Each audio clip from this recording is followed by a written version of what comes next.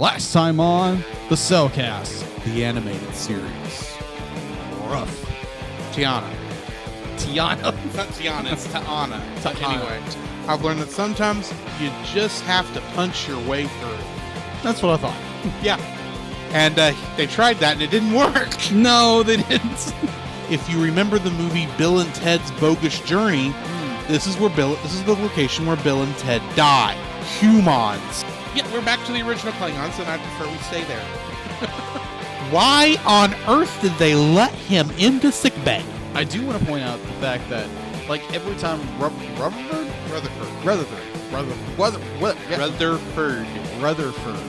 Which, admittedly, that's probably he's an engineer. He's not going to have good bedside manner. No, he's very on the nose about things. yeah, exactly. Oh, this warp core is doing this. He's like, oh, I need to do this. Be like, Wait, those are dilithium burns? How are you still alive? True. But no, they just throw him into sickbay because they need an excuse for the Cation to show up again. For the angry cat. Yeah. Which I'm fine with that. I actually like the angry cats. By the prophets. Cartoons. The animated frontier. These are the voyages of the Cellcast podcast. Its continuing mission to explore strange new cartoons, to seek out new animation styles and new creative storytelling methods, to boldly go where so few ever go again.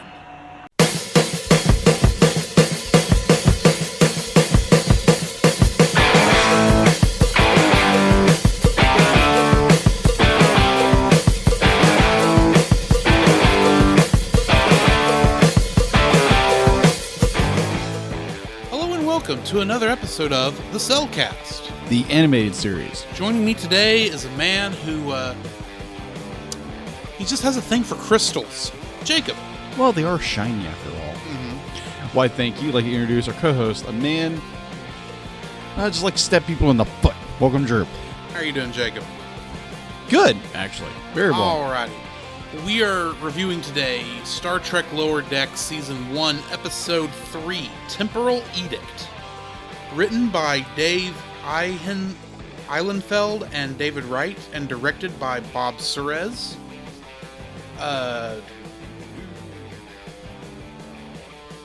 In this episode, a new work protocol eliminating buffer time has the Lower Decks crew running ragged as they try to keep up with their tightened schedules. At the beginning of this, going into the trivia and Easter eggs for this episode, at the beginning there's a musical recital, which is a reference, which happens a lot of times on both the original series and Next Generation. Mm-hmm. Boimler's songs, all being about his mother, might be reminiscent of Data's poem Ode to Spot. You know, his cat. Uh-huh. The Klingon bird of prey is the first time we've seen that particular ship since Deep Space Nine ended. Oh, okay. We've not gotten to see that ship since that point. Huh. The fact that you can hear what's going on in the what do you call that room? The mess hall, essentially. Oh, yeah. On the bridge is a reference to how strange on Star Trek acoustics seem to be on a starship. Yeah, that was kind of weird.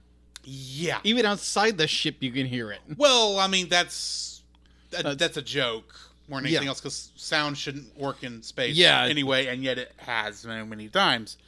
But, especially on Star Trek. But, I'm assuming the Klingon is hearing it through the speakers on the bridge. That's what I presume. On the view screen. It mentions that they were on their way to Cardassia Prime for some peace negotiations. Uh-huh. Cardassia Prime is the homeworld of the Cardassians and was the capital planet of the Cardassian Union before it got annexed into the Dominion way back on Deep Space Nine. The last time we actually even heard from Cardassia Prime was in the series finale of Deep Space Nine, What You Leave Behind, which was 5 years prior to this show. Canon. Freeman complains about learning a specific dance for the peace negotiations they were going to. This is a reference to the Next Generation episode Big Goodbye, where Picard had to learn a complicated greeting to pacify the Gerada. Gerada. Yes. Okay. Buffer time, as is referenced all throughout this episode, the first time I think... Well, it's not the first time Star Trek has referenced the fact that there might be some incorrect terminology in how long it takes to do stuff. Yeah. It was first referenced and actually happening in Star Trek 3, The Search for Spock, where it's revealed that Scotty always multiplies his repair estimates by a factor of 4. To which Scotty's reasoning is, "Of course, sir. How else could I keep my reputation as a medical worker?" That's right. Boimler, when he's in the turbo lift before Freeman walks in, is humming the theme to Star Trek The Motion Picture, which would be reused for Star Trek The Next Generation. Oh, okay. Just a few bars of it. Not enough. You can just barely make out that's what it is. Boimler says he completed a Bayron sweep of the warp nacelles, which is a reference to the TNG episode Starship Mine, which had this huge facility that had to sweep all of the Enterprise to do whatever this Bayron sweep is, and required everyone to get off the ship. But that was 15 years prior to this movie, the show. So they maybe either updated A, they only did it with the nacelles, or B, it just doesn't. It's not that big. It can be done more portably now. It's hard to tell. The existence of Delta Shift implies that the Cerritos is on a 4-shift rotation, which the Enterprise D was on during its brief time, captained by Captain Jellicoe during the TNG episode Chain of Command. Normally, under Picard, there was only a 3-shift schedule on the Enterprise D. Also, since I mentioned Chain of Command, I have to say, there are 4 lights! You don't get the joke. I know you don't. No, I don't. But moving on.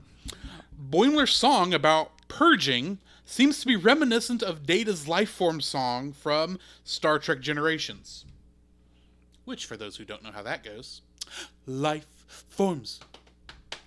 You precious little life forms. Oh gosh, that. You tiny little life forms. Where are you? Do-do-do-do-do-do. Oh god.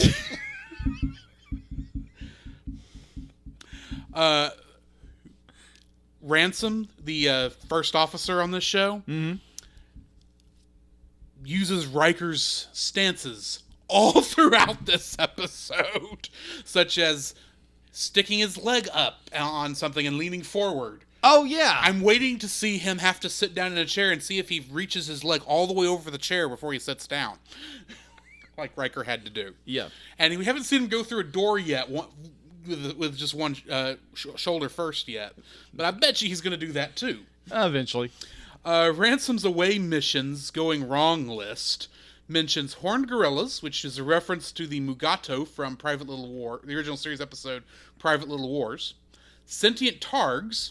Targs are Klingon pets we first see in Star Trek 3 and Star Trek The Next Generation, where no man has gone before. And spores that make you hook up with your best friend's sister. References the spores of Omicron Ceti 3, which caused Spock to fall in love and ditch the Enterprise for a while in the episode This Side of Paradise. Wow, okay. Disengaging the autopilot for no reason might be a reference to Next Generation's encounter at Farpoint, where Picard instructs Riker to perform a manual docking sequence between the drive and saucer sections of the Enterprise. For no reason other than to prove he can do it. Okay. On the original series episode, the Galileo 7, at least one crew member did die of a spear wound. Okay. And quite a number of Kirk's adventures had rather large amounts of non-futuristic weaponry, such as in the episodes A Private Little War, The Games of Trixtalon, The Savage Curtain, Bread and Circuses, and Day of the Dove.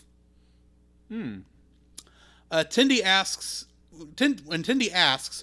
do we have that many decks when Rutherford says that sickbay is on deck 26? That might be a reference to Star Trek V, The Final Frontier, where Spock, Bones, and McCoy rocket past far too many more decks than the Enterprise ever has, not to mention in the wrong order. That is true. Freeman says the Enterprise multitasks all the time. At this point in the franchise, as far as we know, Picard is still captaining the Enterprise E. He has not left it yet. The music during the fight scene on the planet is reminiscent of Amok Time. The fight music from Amok Time, written by Sol Kaplan and Gerald Fried. And also, Ransom uses a lot of Kirk Fu in that fight. Yeah. I mean, a lot of Kirk Fu. At the very end, the far future classroom had a freed Borg child, and Boimler's statue was depicted with one of the great birds of the galaxy, which is first mentioned by Sulu in The Man Trap. But the great bird of the galaxy is a nickname that has been given to Star Trek creator Gene Roddenberry. Okay. And last but not least, the most meta reference in this show to date. Chief Miles O'Brien being the truly one of Starfleet's greatest officers. Now, if I remember correctly... Do you know who O'Brien is my first question. I remember... You did not laugh at this. No, I did. I kind of understood, be like, he's been in a lot. Okay, so let me explain. Okay. Chief Miles O'Brien, played by Colm Meaney, originally appeared, while not named this, in the very first episode of Star Trek The Next Generation. Where he was the con officer. Mm-hmm. He would later go on to be the transporter chief throughout most of Next Generation until season 6, where he had moved to go be the chief engineer on Space Station Deep Space Nine. Yeah. Where he would remain until the end of that series. As far as we know, we do not know where he has been since then. But here's the thing. He is not a Starfleet officer. Chief is not a Starfleet officer position. That is essentially a non-commissioned officer rank. Huh. Which means Chief Miles O'Brien is the most famous, quote-unquote, lower decks character in all of Star Trek. Okay, Which then. is why they say he's obviously the most famous, greatest Starfleet officer who ever lived. Chief Miles O'Brien. Because he's greater than Boimler, who no one's going to remember past this show, probably. If you've never read the comic, if you're into Star Trek and you've never read the comic Chief O'Brien at Work, give it a shot. It is the stupidest thing you've ever read. And apparently right now they're doing something with Wesley Crusher, which is also hilarious. Wait till he shows up, I'm guessing. Anyway, so, now that we've reached the end of all that, what is your impressions of this episode, Jacob? Oh. Too much to do and not enough time. At all. That is very normal. That is very normal. Agreed. But I think our captain kind of went overboard with it on this one. Yeah. just a little bit. Mm-hmm. What was her explanation was that be like, oh, we're the laughingstock of the Federation. Yeah, she says the ship is full of a bunch of slackers. Yeah. And honestly, what I'm seeing here is no different from any other ship we've ever watched in Star Trek. Yeah, exactly. And so her protocol of be like, oh, you've got everything's got to be timed, and you've got to be under a clock, and you really can't be productive in any way when you're under that kind of time crunch. Be like some people like Boimler, yeah, he thrives under it. Yeah. Everybody else, not so much. And Boimler makes a very good observation when he's talking with the captain about be like, hey, everybody kind of works to their own kind of ebb and flow. And so, I mean, at one point, Rutherford says he's got 10 minutes to do a 30-minute diagnostic. Yeah, that's cutting it a little too close. Yeah, just a little bit. It's time management. What's that? Yeah, I mean, the fact that you've got this time crunch placed on everybody is what caused the problem in this episode. Exactly. In the first place. Because had that Bolian officer not been, probably pulled in 30 different directions for that long amount of time, he would have grabbed the right case. Instead of bringing a log, he would have brought the right crystal.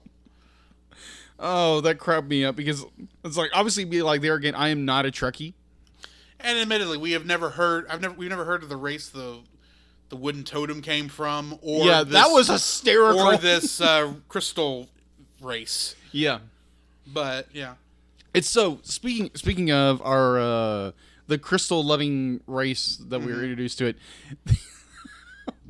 Mariner. The idea that okay, you have your second command, the first officer. Yeah, first officer.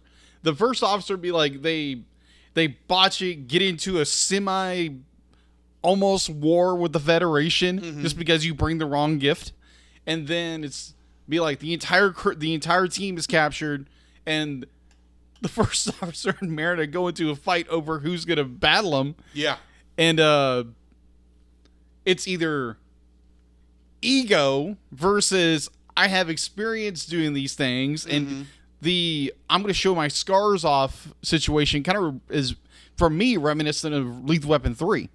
If you've never seen that. Have not. Okay. It's basically where Riggs and another character kind of start showing off their scars of, their time in law enforcement. Mm-hmm. So that to me was kind of reminiscent of that for Mariner. I was going to say it wrong. Mariner. Thank you. Mariner. And the idea that now the first captain and a Mariner have kind of a thing going on. Maybe just a little bit. Yeah, just a little bit. Just a little bit. I thought that was interesting. And the first officer stabs her in the foot. Yeah. Because it is his job. And he knows. That is true. It is his... Whether or not it should be his job, he is the leading... He is the officer in charge of this mission. Yeah, I agree with you on that. He is the commanding officer in charge of this mission, so he's the one who really should be the one fighting Vendor in the trial by combat. Yes, in which apparently Vendor likes books. Apparently. But I like the fact that we're starting to see that there is a more of a side to Mariner than previous. Yeah. While she, quote unquote, gets off on breaking the rules, there's still some of that pro Starfleet person in her, I think. Yeah, a little bit. Because, and you saw how she kind of was going kind of lovey-dovey by him saying, I demand peaceful negotiations, while he punches somebody pinches Vendor in the gut. She says, oh, so ethical. So I think while she's not a rule follower herself, she might like people who do follow the rules. That's kind of why she's been hanging out with Boimler that would up make to this point, and now maybe she's picking something up with her with the first officer of the ship, which is her mother's subordinate. Yeah. Which, considering the next time on clip we saw at the end of this, I have a feeling is going to come back up. Yeah, sounds like it. Not going to go over very well. Overall, this was a good episode.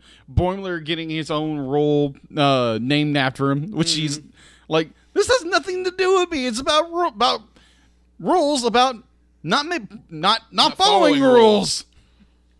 Yeah, just do what you feel is necessary to get the job done.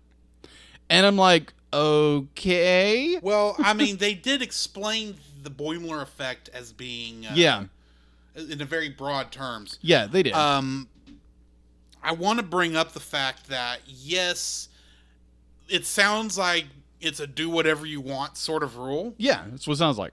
I don't think that's what, if you actually were to read the rule, that would be what it is. It is, in my mind, it is follow the rules as much as you can, but if there's a faster way to do it. That's one of the thoughts brought to mind. Right, which is essentially what they were doing beforehand. Mm-hmm. The fact that it's called the Boimler effect, though, is not really what it's not normally what you would call a rule, but maybe a command philosophy? Yeah. In a sense.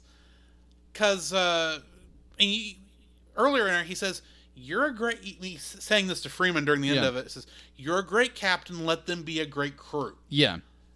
In the essence, that's what it is. It's, you can micromanage these people all you want, but unless you do let them do their job, even if it seems to be take longer than it should, there might be good reason for that. Yeah, they're not all robots.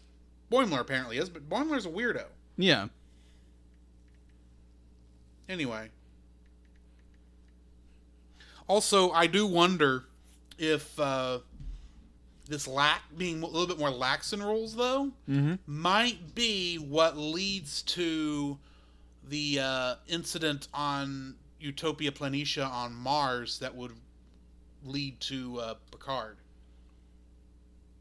It depends on how much the rule extends past the Cerritos. Yeah, interesting.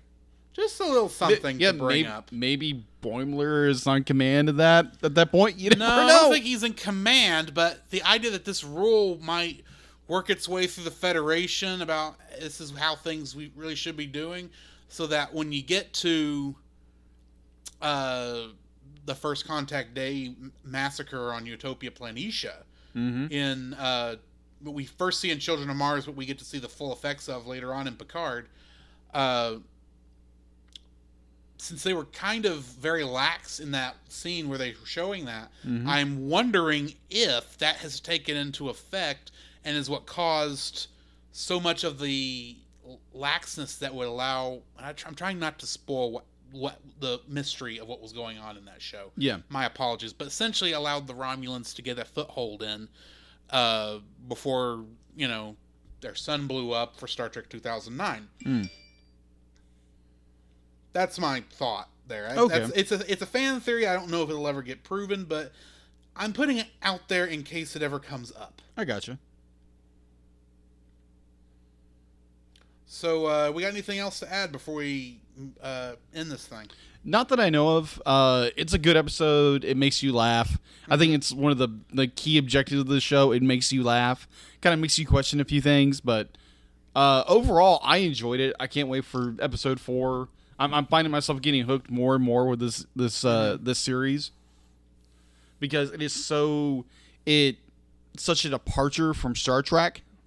And yet it's kind of not. Yeah, in the same way it is Star Trek, but the same way it's kind of okay. We're gonna take all the Star Trek lore and run with it, and at the same time give this silly, goofy, off the wall zaniness to it. Yeah. I think one of the things you do have to remember when you're watching this show is this is an exaggeration of probably what happens on this ship. I would say the events that occur on this show are in lore, I'm not thinking the way they were told precisely are what's in lore. Right. Because this is an exaggeration. It really feels like we are watching a 24th century sitcom that happens to be based on a true story. Yeah. Even though for us it's all, fake. You know what I mean? Yeah. I expect this to be like a holodeck scenario sort of a thing. Holo novel, but happens to be based on a true story. And Mariner is the player character or whomever that's kind of making things go awry because that's just who she is. Yeah. I don't know. I'm just kind of guessing here. So, yeah. If that's all we've got, that's it. Join us next week for our review of episode 4, Moist Vessels. Boy. Come, Jacob. We must prepare for next week. Prepare for what, Drew? Same thing we do every week, Jacob. Record a podcast. Oh, boy. So where can they find you, Jacob? They can find me on Facebook at Jacob B. Heron and Jacob's Daily Art Corner, my personal art Facebook page. On Twitter at Jacob B. Heron. On Instagram at Jacob B. Heron. And on Letterboxd at Jacob Heron. Where can they find you, Drew? You can find me on Facebook at Drew Dodgen. You can also find my Facebook page at Drew's Photo Bin, where I upload my photography. You can also follow me on Letterboxd at GGeorge759 and Twitter at GGeorge759. Where can they find us, Jacob? You can also visit our website, thecellcast.podbean.com, where you will find every episode we released and links to listen to it on Apple Podcasts, Google Play, and Stitcher. Our RSS feed, if we aren't in your favorite podcast app directory, please share, review, and subscribe to us there and share us with your friends. You will also find a link to our Facebook group, the Double Feature Podcast Community, where we talk about both animated and live-action movies. We share this with our other podcasts, which we do with Jacob's brother Jim, at the Movie of the Week podcast, where we talk about live-action movies. You can also email us at thecellcastpodcast@gmail.com. Also, please like our page on Facebook. We try to post about upcoming movies. If you comment on that movie's post before we record, we'll read your comments in the episode. And remember, every time we say the Cellcast, that is with a single L.